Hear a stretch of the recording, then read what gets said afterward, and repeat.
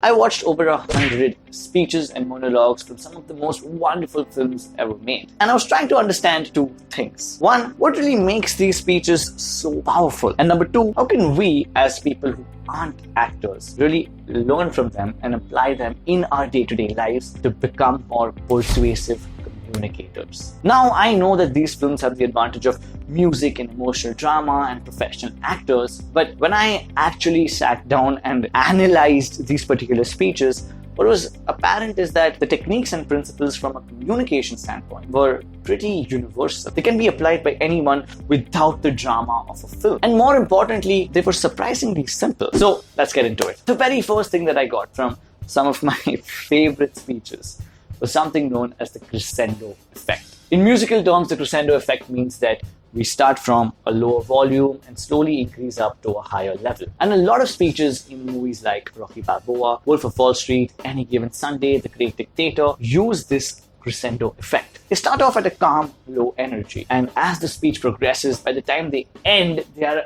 on another level entirely. Now, why is this simple thing of starting low and ending high so important? There are two reasons for it. On a basic level, variation matters. When we speak in a monotone like this, the audience gets bored and zones out. But when we variate, when we start low and end high and have some bumps in the middle, it keeps the audience more emotionally engaged. And secondly, and more importantly, it helps us start where the audience already is. Think about this. When a speaker enters the room, or when anyone enters the room, and you're at a lower, calmer energy level, but the other person comes in at a much higher energy, we automatically feel a bit of a disconnect with them. But if that same person were to start off where we were, at a lower level, and then slowly increase the energy up, we would be much more likely to match their wavelength and go on that emotional journey with them. I hope that makes sense. The best way for us to apply this crescendo effect is that when we sit down to write speeches or presentations, we can start off at a lower, more grounded space,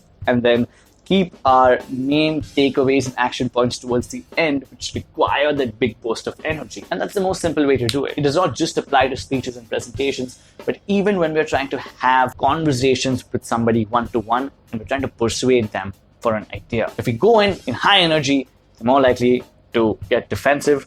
But if we start low and then take them high with us, they're more likely to buy into our ideas. So that's one, the crescendo technique. But it also got me thinking that there are certain speeches that don't have that sort of high energy. Some speeches are completely variant, where they start off low, then go high, then low again, then high. So what can we really take away from that? That's where a technique called inflection comes into the picture. If you don't know what inflection is, in communication terms, it simply means adding emotion to your voice. So if I were to say, yesterday was the happiest day of my life, you're probably not going to believe me. But if I tell you, yesterday was the happiest day of my life, you're more likely to believe me. And these film speeches and monologues apply inflection to perfection. It's what really emotionally grips us to these speeches. It's their voice. Now, there's a very simple way for you and me to start applying inflection in speeches, presentations, or even in our day-to-day lives. And that is to use the pop, drop, and pause technique. It simply means that while we're speaking,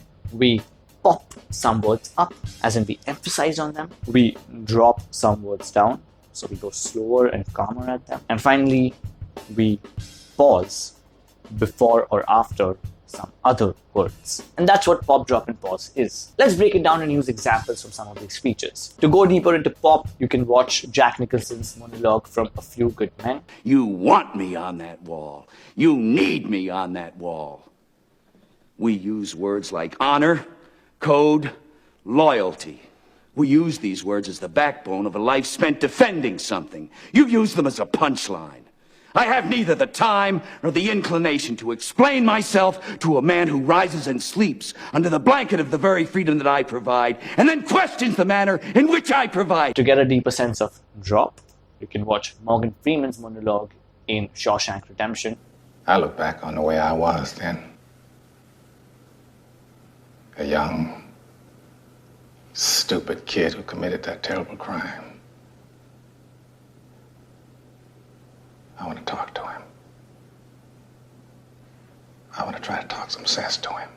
And to get a sense of pauses. Now, pauses are in almost every speech. in every good speech. So whether it's V for Vendetta or Scent of a Woman or even Robin Williams in Good Will Hunting. Ideally, we want to pause before or after an important word or statement to give it that extra punch. And if we want to really harness the power of inflection, we should try and use pop, drop, and pause together in the same paragraph or sentence as much as possible without seeming too over the top. Okay.